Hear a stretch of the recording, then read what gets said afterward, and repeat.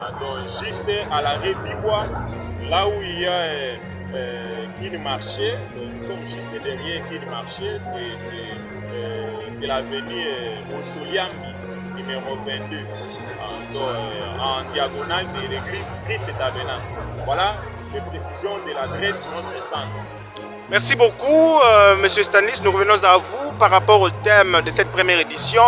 On dit que la formation professionnelle, levier du développement humain et de la croissance économique de la RDC. Dites-nous en quoi votre filière peut contribuer à la croissance de la RDC et du développement humain. Oui, en effet, vous savez que la croissance d'un pays, c'est indivisible, c'est un tout. Donc, toutes les formations sont nécessaires, malgré la catégorisation de certaines thématiques, telles que la biodiversité, le climat, l'agriculture, etc. Mais rentre dans le cadre du développement de notre pays. Venez, un apprenant qui vient d'obtenir sa formation en marketing. Tout ce qu'il va faire en devenant autonome, je vois, ça marche. Son agence de marketing conseil, il est capable de pouvoir exercer un métier et voilà d'être autonome. Regardez par exemple ce jeune homme qui est en train de faire la décoration. Ok.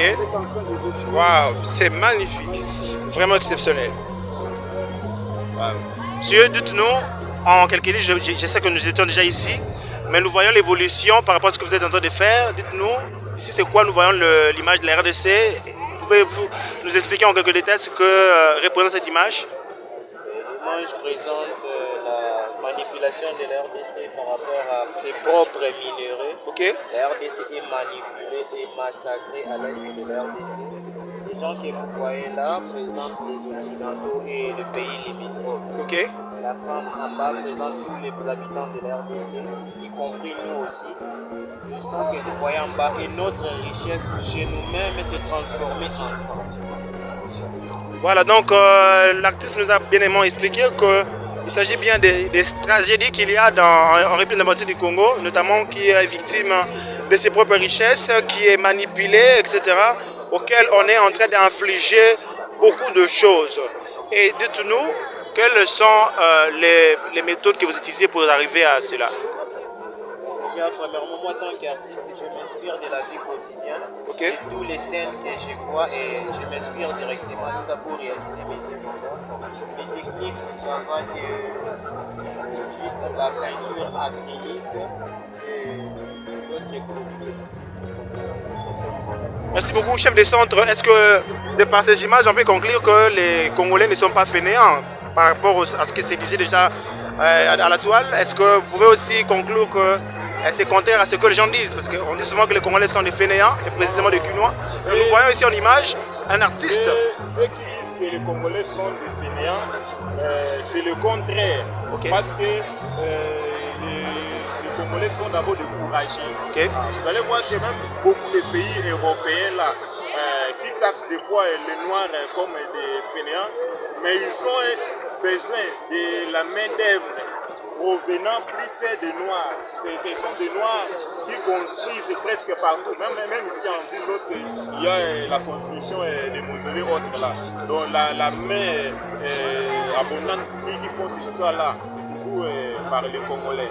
Donc là, je suis en train de démentir ce slogan-là. Les Congolais ne sont pas des fainéants.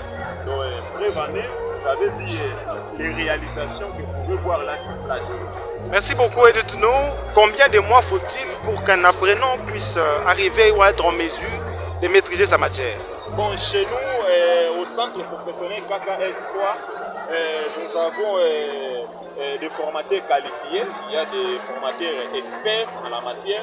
Donc, s'il faudrait enseigner aux apprenants, dans un mois, 2 mois, un apprenant qui a eu une assimilation facile peut déjà mettre en pratique tout ce qu'ils apprennent là. Merci beaucoup, nous sommes pratiquement à la fin de notre reportage. Dites-nous quel est votre dernier message? Bon, ce que moi je dois conseiller ici comme dernier mot à dire à la population, traînent encore les pas, venez apprendre le métier qui fera de vous une personne dans votre vie courante. Parce que si quelqu'un ne sait pas, n'apprend pas un métier, bon, cette personne-là est vouée à l'échec. Hein? Quand quelqu'un apprend, c'est assurer aussi son avenir. C'est ce que je peux dire comme dernier mot en lançant l'appel à tous ceux qui traînent encore des pieds à venir au centre professionnel KK Espoir.